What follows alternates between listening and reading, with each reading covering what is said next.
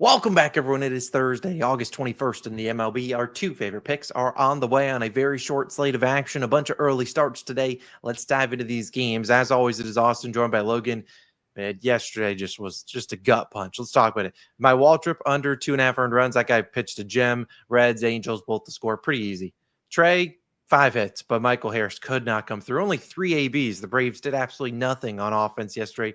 But really, where I said the gut punch, Cubs, Brewers, no homer. We took that for a half unit, plus 330. Bottom of the eighth inning is when the homer comes. I would imagine the live bet was probably like minus 1,000 for that to cash.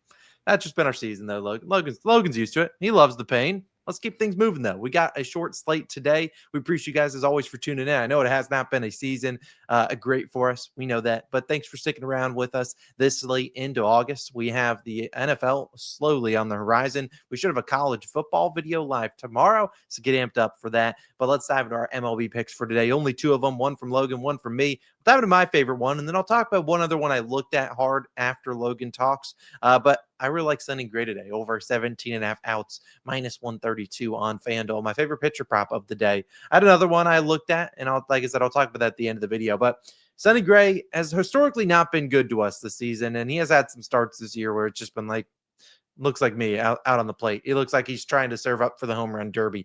But I think he can go out there and get a 6 innings pitch. And if he doesn't, I promise you one thing, I will never back Sonny Gray again this season. You just might not have it. But I look at this Rays lineup from top to bottom. It is a disaster. Now at the top, you do have Chandler Simpson and you have Yandy Diaz, Caminero. Sure, those guys are decent, but the bottom 4 or 5 of this lineup are disgusting. They shouldn't honestly be batting in the majors until they get healthy. I got to fade them. And I trust Sonny Gray to go out there, get a 6 innings pitch. It might not be pretty, but we just need him to go 6. Now, like I said, Sonny Gray has had some bad starts as of late, but I think he can come in here and give us a solid start. Like I said, the Rays lineup is just not all too good. Yesterday, they were getting perfect gamed until like the 7th inning. But if you looked at Sonny Gray and you look at his game log, he has had some starts right before the All-Star break where the Cardinals are kind of limiting his pitch count. But now that they're somewhat in the playoff contention, I'm not saying they're making the playoffs at all, but if you look at them, they are not too far out of the standings. I was going to go pull them up real quick. I mean, sure, they're a couple of games back from the Reds, 4 or 5 games back in the wild card. They could still make a push at it, which is why they're kind of letting Sonny Gray go out there and do his thing. But what I really like about Gray, 97th percentile walk percentage. His under 1.5 walks is about minus 200 or worse. So again, not a guy that's running up the pitch count.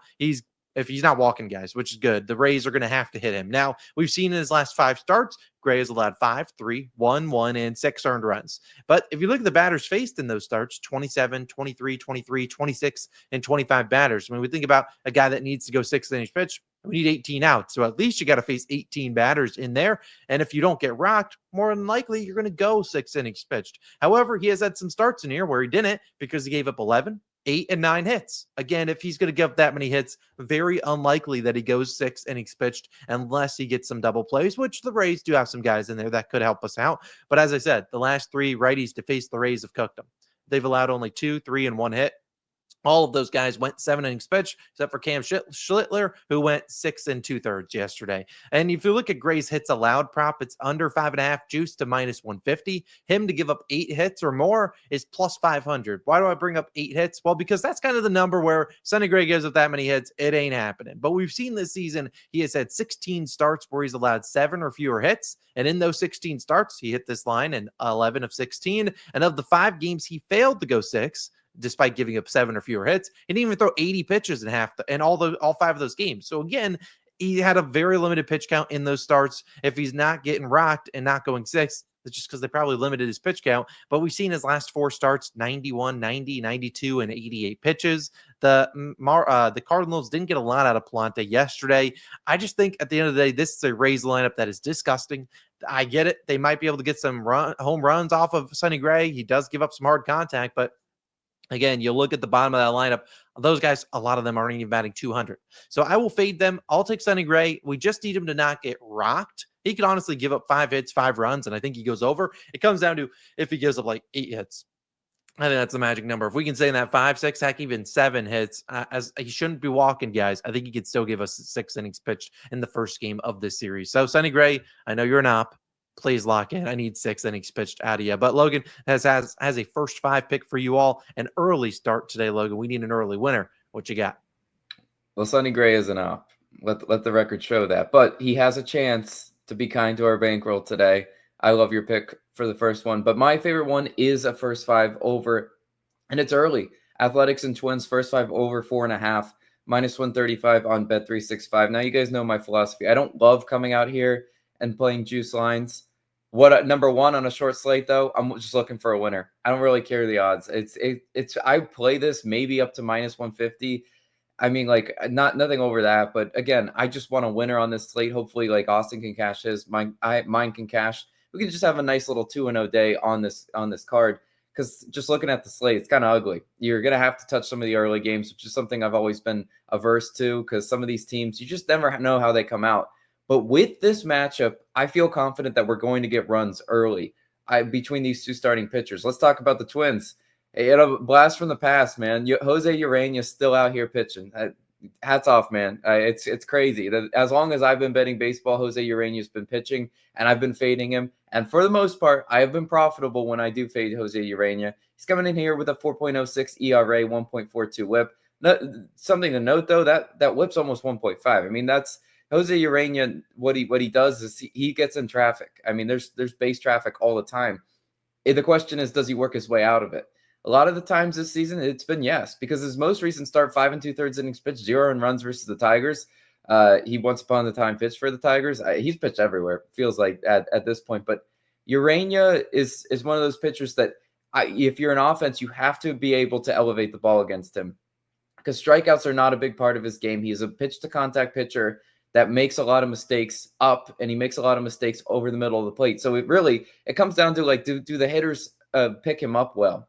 Strikeouts are not a part of his game. His barrel percentage is high. His ground ball percentage is lower, which is something to note too, because Jose Urania, being a pitch-to-contact guy, he wants those ground ball outs. And if the hitters just come out here, with a different plate approach and say, we're going to elevate those mistakes, we're going to be in a good position to cash this when the A's are hitting 270 against right-handed pitching this month. Pretty solid batting average. In August, the A's lead the MLB in line drive percentage. They also rank 5th in batting average and balls in play versus right-handed pitching in August. Those are very important numbers against Jose Urania, because that's how you attack him. That's how you attack a pitcher like this. He's not a strikeout dependent, hard throwing righty. It's just not who he is. I think the A's can get to him, though, with those line drives. Hopefully we get a lot of extra base hits off of them, and then we can get the runners in scoring position home. I like I like the A's matchup, and I also like the Twins matchup against Jack Perkins, who starts for the A's today, 4.28 ERA, 1.13 WHIP.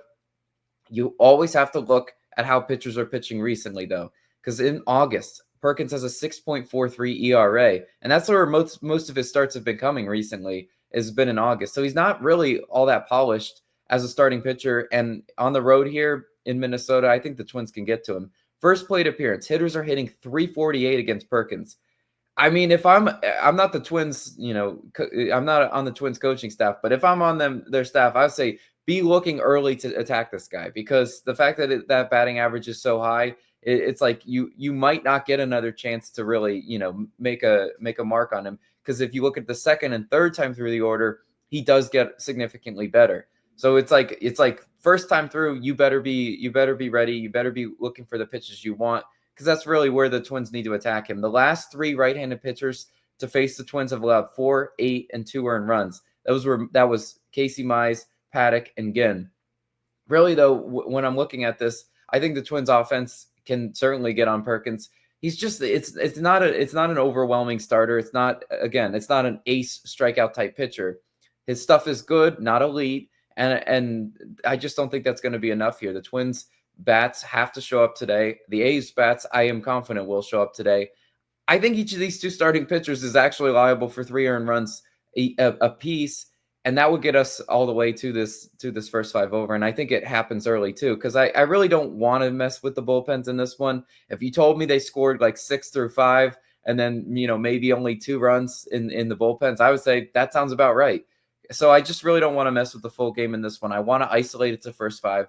And I love both these 2 starting pitchers to actually give up some runs today. Love that as my favorite pick of the day. Austin, you said you had a lean, though, Did you want to talk about that? Yeah, I'll talk with this one guy. I didn't want to force 3 picks onto a short card, but I did look hard at Sean Manaya's under and earned runs. Ended up not taking it just because it was minus 145. They made it closer to even money. Maybe I get involved. At minus 145, I'm not in the business to lay some juice. But we've talked with the Nats before. A struggling team against lefties. They really can't hit them. We saw David Peterson go 8 innings pitched against them earlier. Sean Manaea had good starts against them last year. I want to say he went 7 in both starts, 1 earned run in each of those things. So again, he's pitched well against them before. This is just a Nats offense that can't seem to figure out lefties. The only reason I didn't do it is one, it's minus 145. And I guess the second reason is the Nats technically, they don't got a lot to lose here. And honestly, Sean Manaea has not been pitching great, which was the main reason. His last 3 starts, 4 earned runs in each of them. Granted, he's faced some decent offenses in the Guardians, the Brewers, and I forget the Mariners, I believe, were his last 3. Those defense offenses are all right, but after what I've seen from the Mariners last 3 days against the Philly lefties, I'm like, I don't know if they're seeing lefties all that well, and they were able to get them for 4 recently. I'd rather not get involved with Sean Manaea, but if you need another play, I'll post a chalkboard slip probably with that one in it to at least have that, have some money on that, but we'll post the chalkboard slip probably later on Twitter. So again, you can sign up for chalkboard. I think there's links down below. I think they're giving you a free $20 if you sign up using my code COS. So shameless plug. I'll have it involved in there. I'll probably throw my Sonny Gray pick in there. Maybe throw 1 or 2 more other plays into the chalkboard slip. So again, you want to sign up for Chalkboard? I want to say that link is down below. Second link in the description. Like I said, I think they're giving you $20 free just for signing up using the code COS. So go for it. The link's down there. It's available in a bunch of different states. In fact, I think these are all the states. I didn't even mean to plug Chalkboard. You're welcome.